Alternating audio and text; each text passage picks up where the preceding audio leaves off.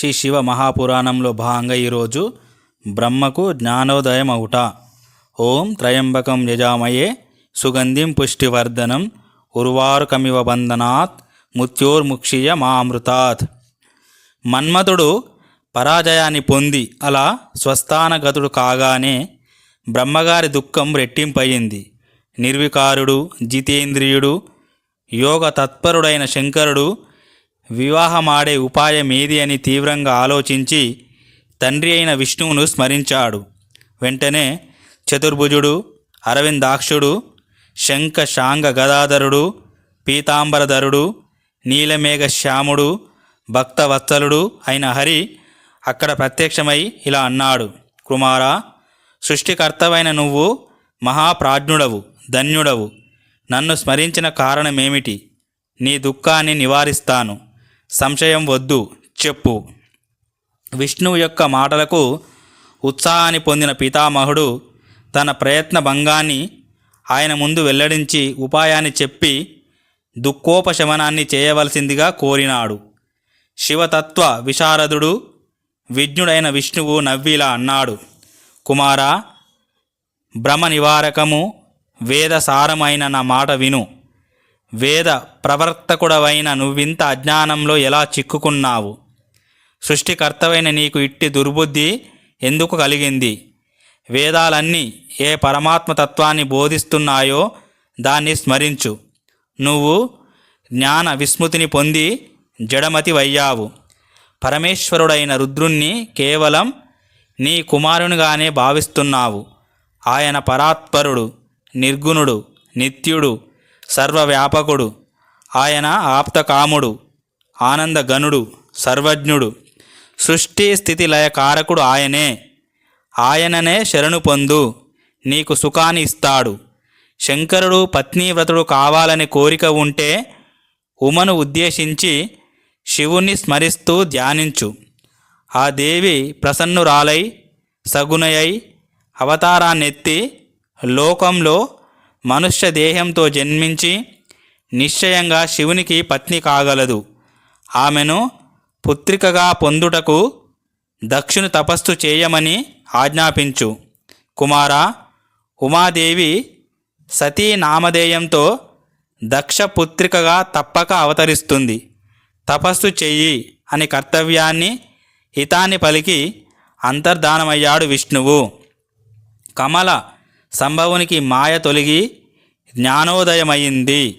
వెంటనే ఈర్ష్య, గర్వ అహంకారాలు నశించాయి.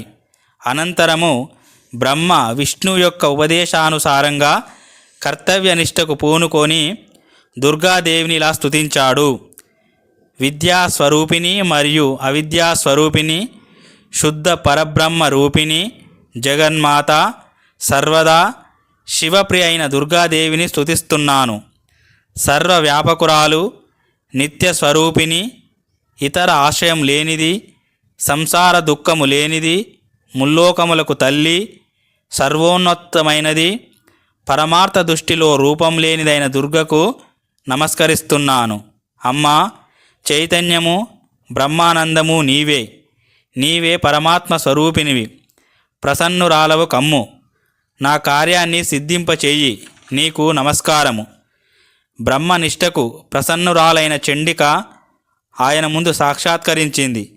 ఆమె రూపం ఇలా అంది: కాటుక వలె ప్రకాశించున్నది, సుందర రూపిణి, 4 భుజములు కలది, సింహవాహన, చేతియందు వరముద్ర కలది, ముత్యములచే ఒప్పు చూడామణితో ప్రకాశించే కేశభారము కలది, శరత్కాల చంద్రుని వంటి ముఖము కలది, చంద్రుని వలె స్వచ్ఛమైన పాలభావం కలది, 3 కన్నులు కలది, సర్వాంగ సుందరి, పద్మముల వంటి పాదముల నఖముల కాంతిచే ఒప్పారున్నదగు చండిక సాక్షాత్కరించగానే భక్తితో శిరస్సు వంచి నమస్కరించి పితామహుడిలా స్తుతించాడు: ఓ తల్లి, జగత్తులోని ప్రవృత్తి నివృత్తులు నీ స్వరూపమే. జగత్తు యొక్క సృష్టి స్థితులు నీ స్వరూపమే. స్థావర జంగమాత్మకమగు ప్రాణులలో నువ్వు శక్తి రూపంగా ఉండి సర్వ ప్రాణులను మోయింపచేస్తున్నావు. నీవు సనాతనివి. నీకు అనేక నమస్కారాలు. కేశవుని వక్షస్థలమందు అలంకారంగా ఉన్న లక్ష్మీదేవివి నీవే. సకలాన్ని భరించి పోషించు విశ్వంబరవు. నీవు సృష్టి చేసిన మహేశ్వరివి. ముల్లోకాలను లయం చేసేది నీవే. నీవు గుణాతీతురాలవు. యోగులు నిన్ను హృదయాలలో దర్శిస్తారు. అట్టి నీకు నమస్కరిస్తున్నాను. పరమాణువులలోని సారము శక్తి నీవే. యమ నియమాదులచే పవిత్రమైన యోగుల హృదయాలలో నువ్వు ఉండి వారికి ధ్యాన మార్గంలో దర్శనమిస్తావు. ప్రకాశము, శుద్ధి ఇత్యాది గుణాలచే విరాజిల్లు నీకు రాగద్వేషాలు లేవు. సమస్తమైన విద్యలకు ఆలంబనము నీవు. నీ స్వరూపము కూటస్థము, మార్పులకు లోని కానిది, మరియు ఇంద్రియాలకు అగోచరం. నువ్వే అనంత రూపాలలో ప్రకటమయ్యావు. కాలరూపంలో నువ్వే ముల్లోకాలను ధరించి ఉన్నావు. నువ్వు గుణములతో కూడి సర్వమానవులలో నిత్యము వారికి రాగద్వేషాది వికారములకు మూలమైన అవిద్యా రూపంలో ఉన్నావు. ఏ శివప్రియే, త్రిగుణాలకు ఆశ్రయభూతురాలవు. నువ్వు గుణాతీతురాలవు కూడా. త్రిగుణాల వికారాలు నీ అందు లేవు. ఉనికి నీవే. జగత్తుకు ఏకైక కారణమైన త్రిగుణాత్మక ప్రకృతి నీవే.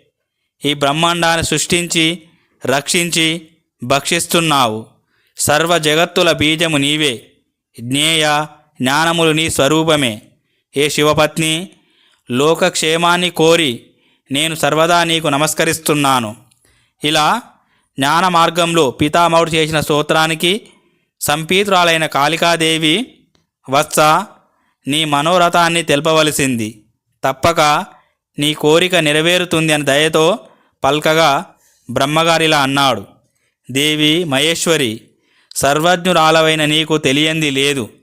నీ ఆజ్ఞను అనుసరించి నా మనోరథాన్ని ప్రకటిస్తున్నాను. పూర్వము నా లలాటం నుండి పుట్టిన భూతనాథుడైన రుద్రుడు కైలాసగిరిపై యోగనిష్టలో ఉండి తపస్సు చేస్తున్నాడు. ఆయన భార్యా సహాయం లేనివాడు, నిర్వికారుడు.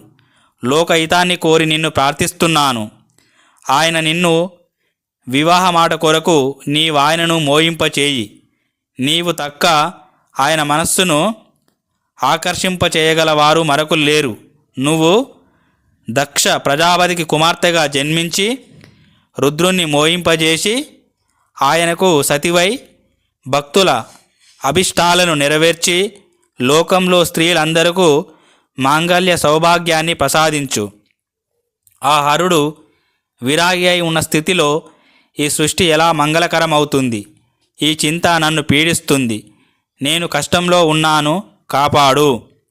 సృష్టికర్త ఆంతర్యాన్ని గుర్తించిన దేవి మనస్సులో శివుని స్మరించి ఆయన అనుజ్ఞను పొంది, ఓ బ్రహ్మన్, శంకరుడు భార్యను స్వీకరించనిదే ఈ సనాతన సృష్టి సంపూర్ణం కాబోదని నువ్వు చేసిన ప్రతిపాదన వాస్తవము.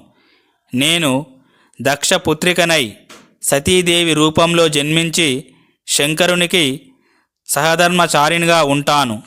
లోకంలో అందరూ పురుషులు భార్యా విధేయులుగా ఉన్నట్లుగానే శంకర స్వామి కూడా నాకు వశవర్తి అయి ఉండుగాక అని పలికి దుర్గాదేవి అంతర్ధానమయ్యింది.